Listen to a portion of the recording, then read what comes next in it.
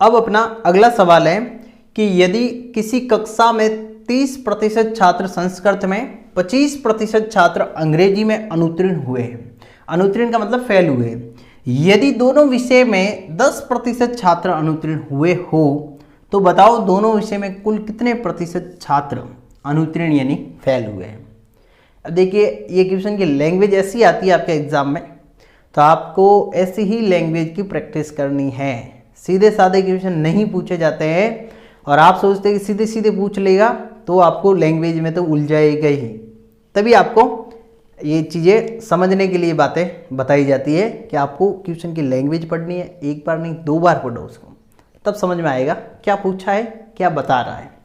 अब समझो कि कहा है कि 30% छात्र जो है संस्कृत में पास जो है फेल हुए हैं, पास नहीं फेल हुए हैं, ठीक है।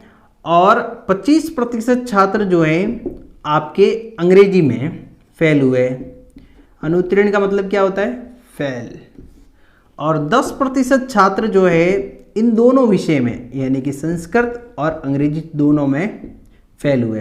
अब बताना ये है आपको, तो बताओ दोनों विषय में कुल मिलाकर कितने प्रतिशत छात्र अनुत्तीर्ण हुए, फेल हुए। अब एक चीज़ समझिएगा, यहाँ पर अपन बात करते हैं संस्कृत की और यहाँ पर अपन बात करते हैं इंग्लिश की। इस डायग्राम से समझिए। अब इसमें तो कितने फेल हुए, 30% इसमें फेल हुए और संस्कृत में, और इंग्लिश में आपके फेल हुए 25%, ठीक है।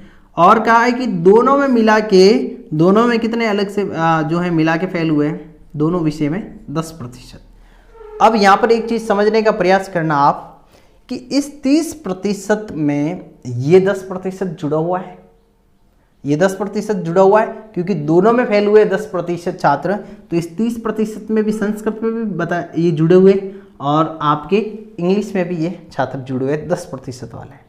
तो आपको देखना है कि यहाँ पर 2 बार यानी कि दोहरापन आ रहा है 10% का, दोनों में जुड़ रहे हैं, ये 30 में भी जुड़ा हुआ है, 25 में भी जुड़ा हुआ है। तो आपको एक बार ही जोड़ना है, चाहे इसमें जुड़ा हुआ चाहे इसमें, एक बार ही जोड़ेंगे तब ये जो है छात्र काउंट हो जाएंगे इन दोनों में।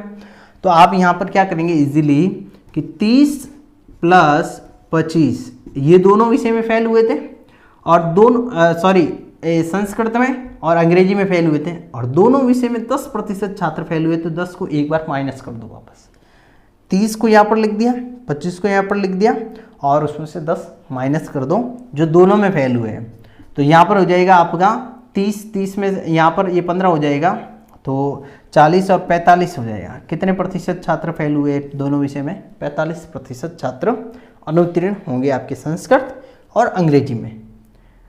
यहाँ पर देखिए आपको थोड़ा सा समझने का प्रयास करना है कैसे क्या हो रहा है।